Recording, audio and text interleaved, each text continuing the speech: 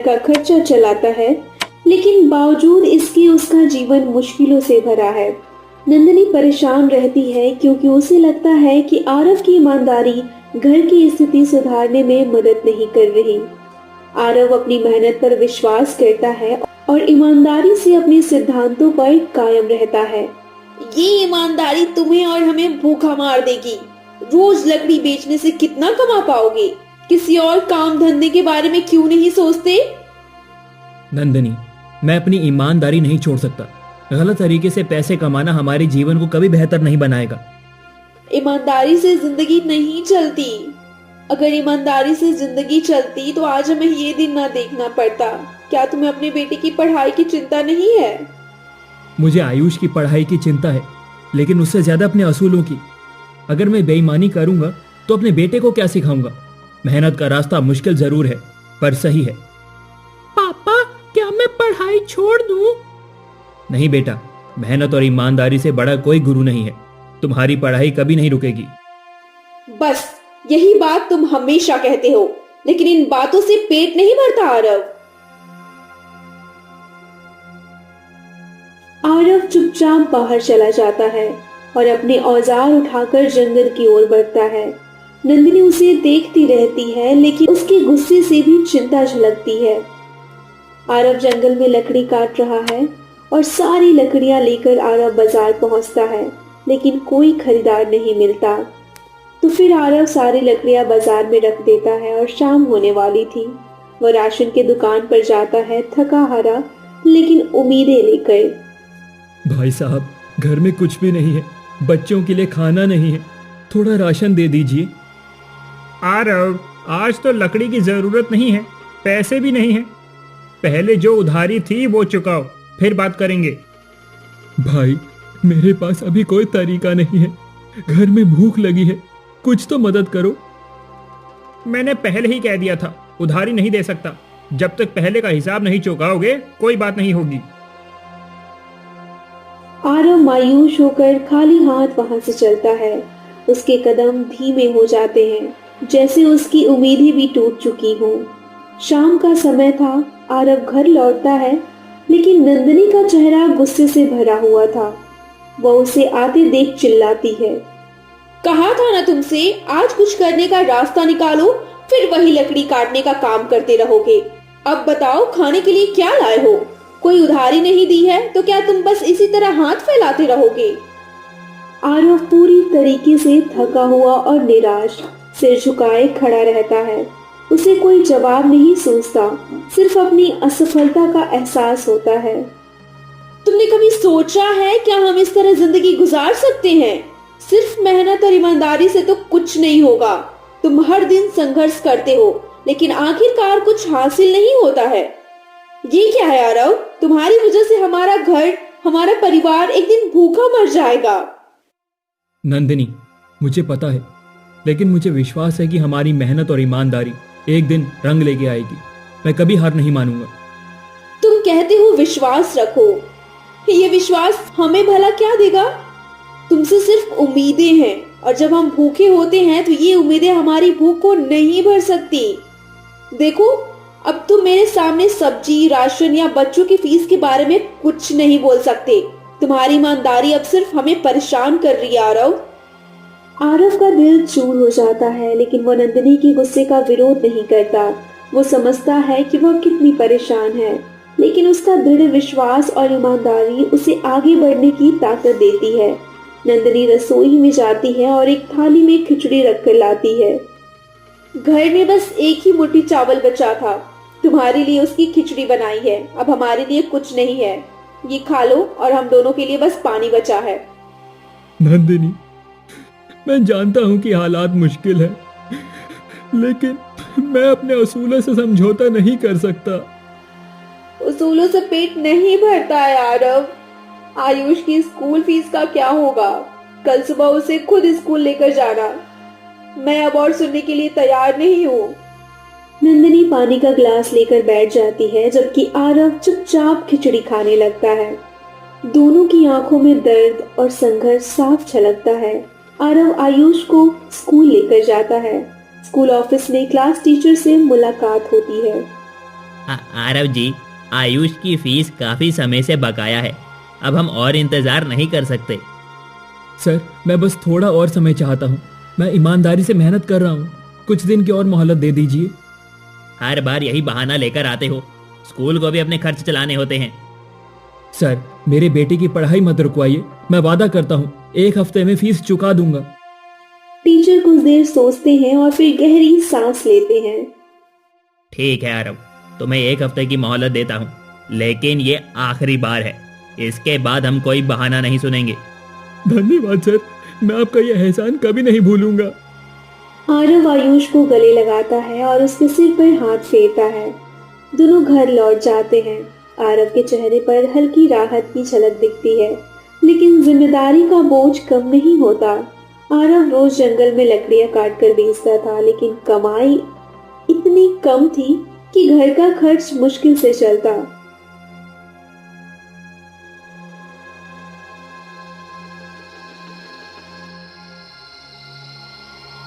कई बार ऐसा होता कि रात को खाना सिर्फ नंदिनी और आयुष खाते और आरव बिना खाए सो जाता, तो कभी आयुष आरव खाते और नंदिनी बिना खाए सोती। गांव वाले आरव और उसके परिवार को उनकी गरीबी के लिए ताने मारते थे। नंदिनी अक्सर इन तानों से परेशान हो जाती। अरे नंदिनी, तुम्हारे पति तो बस लकड़ी काटने के लायक है, वो कुछ और कर क्यों नहीं सकते? अब तो यही समझो कि तुम्हारा तो बस यही काम है, लकड़ी काट कर जीना। हाँ, और घर का यही हाल होगा जब तक तुम्हारे पति उसी काम में लगे रहेंगे। कोई और काम क्यों नहीं ढूंढते? नंदिनी इन तानों को सुनकर और भी चुप हो जाती। उसकी आंखों में आंसू थे, लेकिन वो किसी से कुछ नहीं कह पाई। सिर झुकाकर बिना किसी जवाब के वो वहां से मुंह लटकाए घर लौटने लगी। जब वो घर पहुंची तो उसकी निराशा और दुख साफ नजर आ रहा था। बिना कुछ कहे उसने दरवाजा बंद किया और चुपचाप बैठ गई। दिल में एक आक्रोश और दर्द था, लेकिन उसके पास कोई रास्ता नहीं था। क्या यही मेरी जिंदगी है? क्या ये मेरा और मेरे परिवार का भविष्य है? वो चुपचाप अपने आंसू पोंछने की कोशिश करती, लेकिन सब कुछ जैसे बेकार लगता है।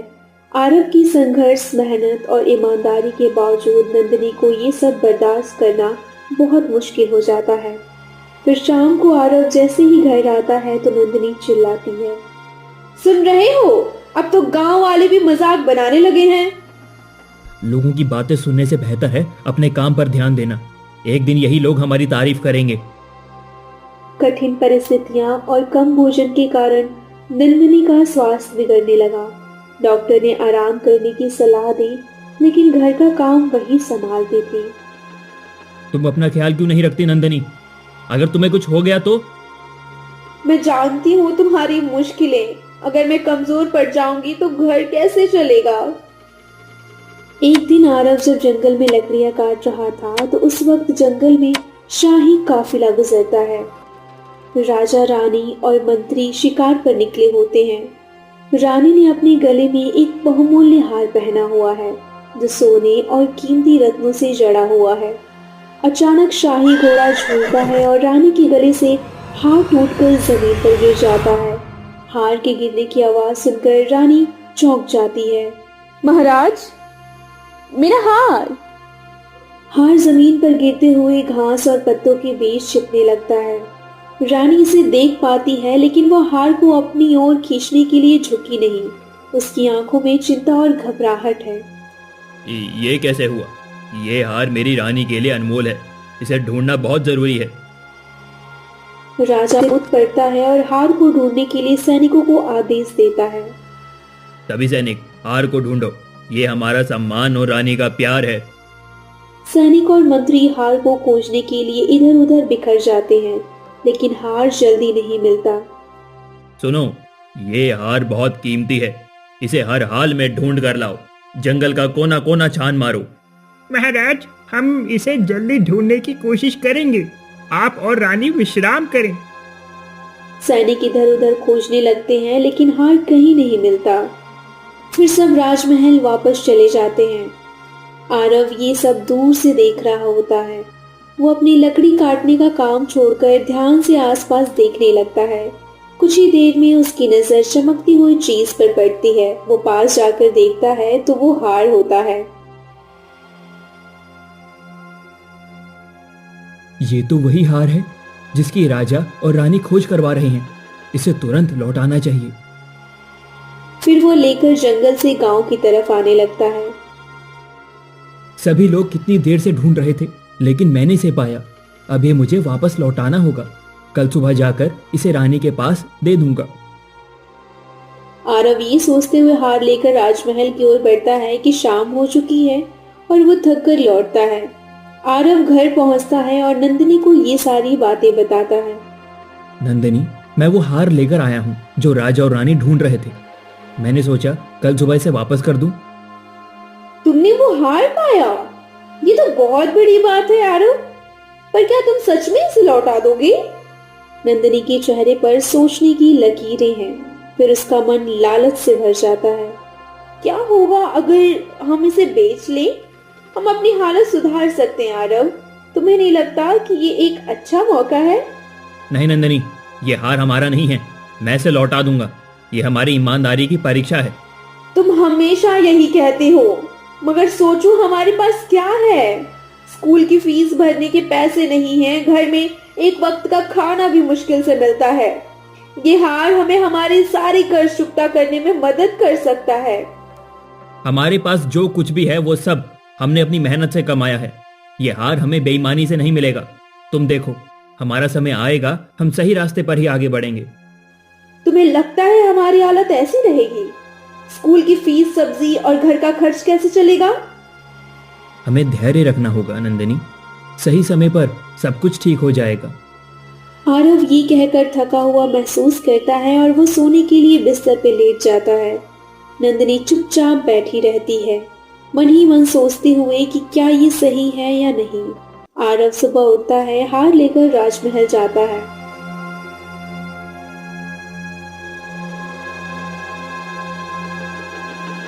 वो सैनिकों से कहता है कि वो राजा से मिलना चाहता है। मुझे अंदर जाने दो। मुझे महाराज से मिलना है। कुछ जरूरी बात करनी है।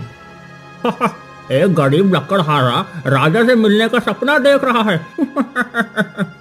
मैं हार लेकर आया हूँ जो राजा और रानी ढूंढ रहे थे। कृपया मुझे राजा से मिलवाइए।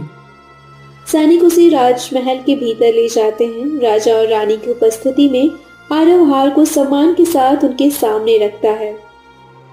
महाराज, रानी, ये वही हार है जिसे आप ढूंढ रहे थे। महाराज, ये आपका हार है, मुझे जंगल में मिला। तुमने इसे लौटाया, तुम इसे रख भी सकते थे। महाराज, मेरी ईमानदारी ही मेरी दौलत है। इसे लौटाना मेरा कर्तव्य था। तुमने हमारी बहुत बड़ी मदद की है आरव। तुम्हारी ईमानदारी का हम सम्मान करते हैं। ऐसे सच्चे इंसान आजकल बहुत कम मिलते हैं। तुम्हारी सादगी और ईमानदारी सराहनीय है। महारानी, ये तो हमारा फर्ज था।